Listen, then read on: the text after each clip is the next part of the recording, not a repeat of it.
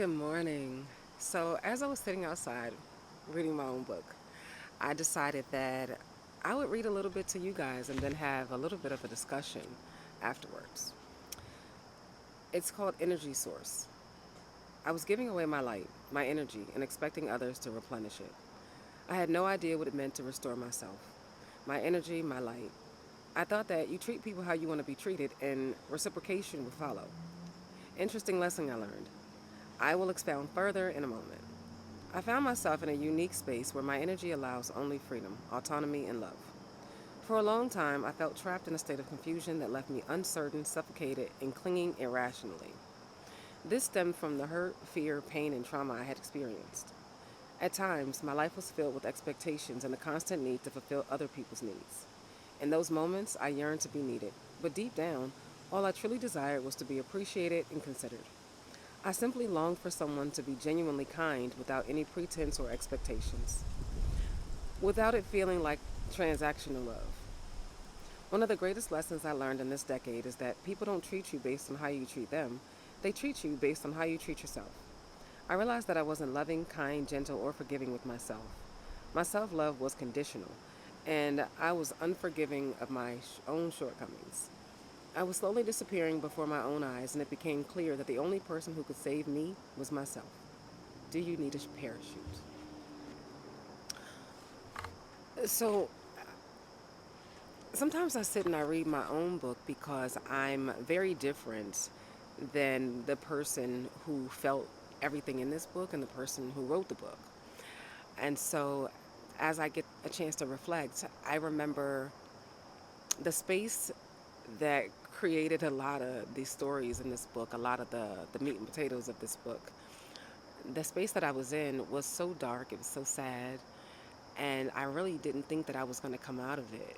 And so this book and the Healing Discovery book, both books came from me realizing that I did come through it. That even though sometimes it felt like I wasn't going to make it out, I did. And it's always the hardest when the hour is the darkest. I know a lot of you guys are struggling. I've been there. But now this side that I'm in, this side of peace, this side of warmth, this side of comfort, it's all coming from myself. There isn't any being on earth that's filling those spots anymore. I think before I was not necessarily a collector of people, but like I said, I needed to be needed, and I wanted to be helpful to everyone, and I was compromising my own being, and then finding myself upset because I was attracting takers. But you attract takers when you're just giving, giving, giving, giving, giving, giving, giving, giving. And it doesn't mean that you can't give to people. It just means that you have to create some boundaries. I had to learn boundaries in all of this. And more than anything, I had to get really comfortable with being uncomfortable. The thing was, the place that many people are trying to get to is uncomfortable. The path of, okay, I have to work through my trauma. I have to have accountability. I have to have responsibility and emotional stability. A lot of us lack that part. Emotional stability and entitlement is an issue for humanity. And it almost doesn't matter what walk of life you have. Someone has some level of entitlement, especially when it comes to relationships with people. When we're interacting with people, if we feel like we're a good person, oftentimes our ego jumps in and we're kind of like, the audacity of this person not liking me or not appreciating my time or not appreciating what I do for them. And most of the time, people are out here doing things for folks that they didn't ask you to do. And then when you do them because you feel like it was a nice thing, it was a kind gesture, it was a considerate thing, you're wanting the person to be oh so appreciative of it, but they're kind of like, thank you. But they didn't ask for it. Now you're requiring appreciation from it. Now, I'm not saying that it's wrong. I'm just saying that for every action there's a reaction. So just understanding that sometimes we wrap our worth up in other people. And doing that is so dangerous because a lot of the times the people we're wrapping our worth up in don't know their own worth. This dangerous work. It really is, because if you yourself, we're the energy that we keep. So if we are not feeling good about ourselves, the people we're attracting most likely don't feel good about themselves either. And so we're allowing them to misuse us, but that's what they know.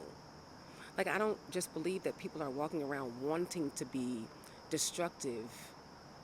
I just think that that's how their soul sees the world. It's how they see the world.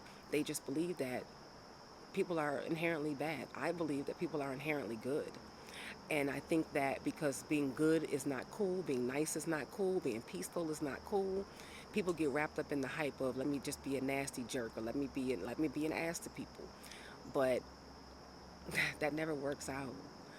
I've found that on this side, I'm no longer concerned with being liked. I'm no longer concerned with being accepted. I know that I'm moving with genuine intention. I know that there's no malice intent. I know that I am a constant work of myself. I'm constantly working on myself. And as long as you know that, be a student. You can be a teacher all day, but be a student. Always work on yourself. Always learn yourself. There's never a time when we're just so big and so evolved that there's no more evolution. As long as you are a human on this here earth, you are ever evolving. Things are changing and we are growing. Be forgiving of people. You know, one of the things I really had to learn was all the people that I felt like hurt me. Turmeric tea. All the people that I felt like hurt me as I went through life being kind, all of those people, they just didn't know better. They don't know how to treat kind people. They're not kind with themselves. And I had to learn, why are you getting upset with people for treating you bad? Look at how they treat themselves. And that's what made me really start working on myself, because why would I want to treat myself crazy? I wine and dine myself. I go buy myself nice, beautiful things. I take myself to spas. I do all kinds of nice things for myself, because you can't be out here expecting people to treat you in a way that you are not treating yourself. But in all of this, the people that have been mean to you, if you have to deal with them, just deal with them. Don't make it about them. Make it about you. Just be forgiving of them. And there's a part of me that sometimes feels sorry for them, because they don't know the goodness. They don't know the joy. They don't know the omnipotent peace and love. They don't know what that feels like. They walk around and they're angry all the time. They got a chip on their shoulder. Their anxiety is through the roof all the time. They don't know how to talk to people. Sometimes I feel bad for them because I enjoy life. Like, I really enjoy life. And I just really implore all of you guys to try to enjoy life more. Time is moving quickly, faster than we could have ever imagined. And one day, we're not going to wake up in the morning. But one day, this is all going to be over. And don't you want it to have meant something? I understand that there's so many broken hearts out there. I was one of them. And I remember thinking that someone broke my heart. Honey, nobody has that power. No one has that power. They make us sad. We get disappointed, but they can't break our hearts. Our hearts are made of steel. This is God's work, baby. You won't ever give another person the power to believe that they could break you in that way. Because once you hand over that power to somebody that they could break you, guess what they're going to do?